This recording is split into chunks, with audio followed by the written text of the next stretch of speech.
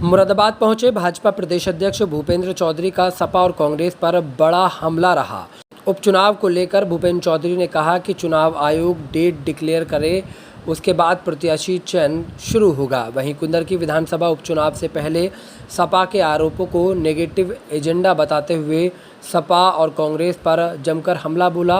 मुरादाबाद जिला प्रशासन के बयान का भी समर्थन किया। वहीं अयोध्या में संतों की बैठक में मंदिरों की पवित्रता के मुद्दे पर भूपेंद्र चौधरी ने भी बड़ी बात कही।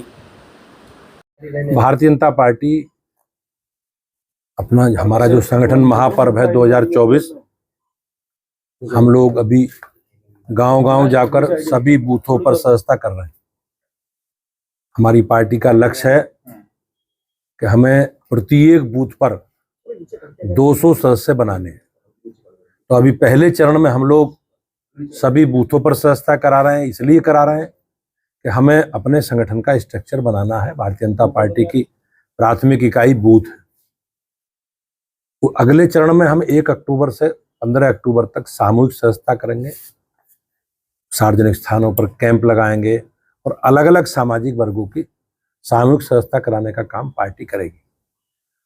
15 अक्टूबर के बाद हम लोग सक्रिय सदस्यता अभियान चलाएंगे और उसके बाद संगठन के गठन की प्रक्रिया प्रारंभ।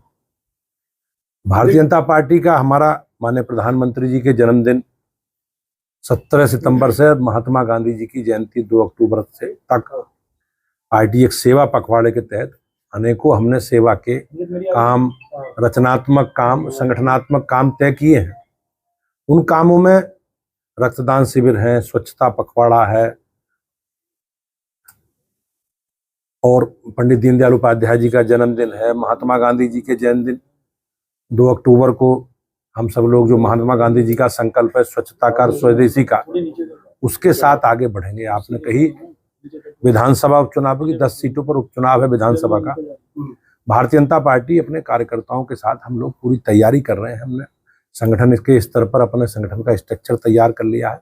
अधिकतम सदस्यता भी हम उन विधानसभाओं में करा रहे हैं और सामाजिक दृष्टि से भी भारतीय जनता पार्टी के संगठनात्मक विषयों को लेकर, जैसे हमारे मोर्चों के सम्मेलन हैं, प्रकोष्ठों की बैठकें हैं, तो हम लोग अपने संगठन को एक्टिवेट करके और जैसे भी हमारी अधिसूचना लगेगी चुनाव की, माननीय निर्वाचन आयोग चुनाव की अधिसूचना घोषित करेंगे, तो हम अपने प्रत्याशी चयन की प्रक्रिया को आगे बढ़ाकर मोदी जी, योगी जी के नेतृत्व में उत्तर प्रदेश में सभी विधानसभा चुनाव लड़ेंगे।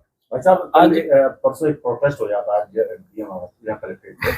उन्होंने जो पूर्व विधायक हैं रिजवान, उन्होंने बहुत बड़ा आरोप लगाया है कि वोट काटे जा रहे हैं। वो कह रहे हैं हम जिंदा है वोट काटे, लेकिन एडमिनिस्ट्रेशन ने उसको नकार दिया है, उनको गलत साबित कर दिया है। किस तरह देखते हैं अखिलेश यादव? आप देखते होंगे कि समाजवादी पार्टी और कांग्रेस पार्टी चुनावों को लेकर जिस प्रकार से हमारी संवैधानिक संस्थाओं को, चुनाव आयोग को, सरकारी मिशनरों को लांछित करने का काम करती रही है।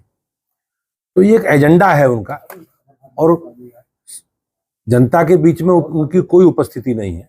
वो केवल एक नेगेटिव प्रचार करके, एक नेगेटिव एजेंडा सेट करके जनता को गुमराह करना चाहते हैं। बिल्कुल पारदर्शी व्यवस्था के साथ सरकार और निर्वाचन आयोग चुनाव कराता है और उस व्यवस्था में हम सब लोगों को विश्वास है।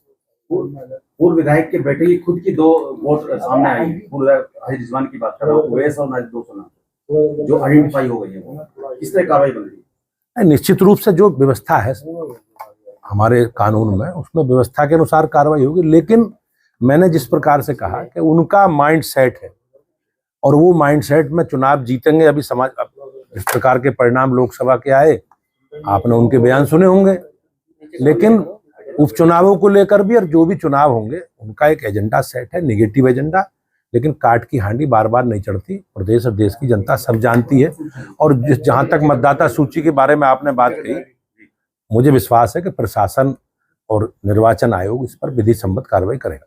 अध्यक्ष जी, एक तरफ रामगोपाल यादव इसी मामले को लेकर के कह रहे हैं कि वोट काटे जा रहे हैं, बीएलओ बदले जा रहे हैं, लेकिन जिला प्रशासन ने पूरी तौर पर साफ कर दिया कि 29 अक्टूबर को लिस्ट जारी होगी। ऐसे में बेबुनियाद आरोप लगाए जा रहे हैं।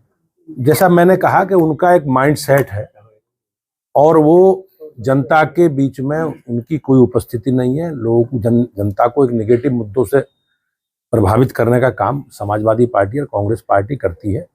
लेकिन प्रदेश और देश की जनता और हम सब लोगों को देश की जो व्यवस्था है उस व्यवस्था में विश्वास है और विश्वास के आधार पर हम सब लोग आगे बढ़ रहे हैं। ओबीसी मोर्चा ने आज लखनऊ में जो है वो ऐलान किया है, जैसे राहुल गांधी ने जब से अमेरिका में बयान दिया उसको लेकर के कि राहुल गांधी के घर का घेराव करेंगे। राहुल गांधी का जो चरित्र है, और आपने देखा होगा विदेशों में जाकर जिस प्रकार से वो एक राजनीतिक पार्टी हम लोगों का विरोध करते करते देश के विरोध में आ जाते हैं, वो कहीं ना कहीं एक निंदा करने योग्य है।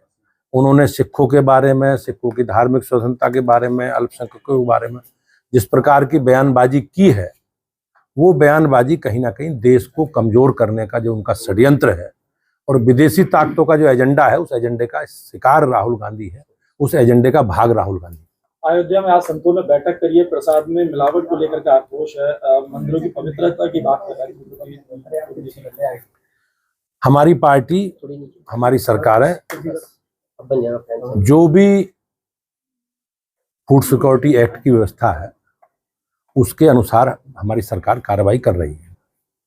सबकी आस्थाओं का, सबकी मान्यताओं का सम्मान हो, इस पर सरकार काम कर रही है। मुझे विश्वास है कि योगी जी के नेतृत्व में हम लोग, ये एक धार्मिक मुद्दा है, करोड़ों लोगों की धार्मिक आस्था से जुड़ा विषय है और सरकार उसका सम्मान करते हुए जो भी विधि सम्मत कार्रवाई है सरकार करेगी। धन्यवाद।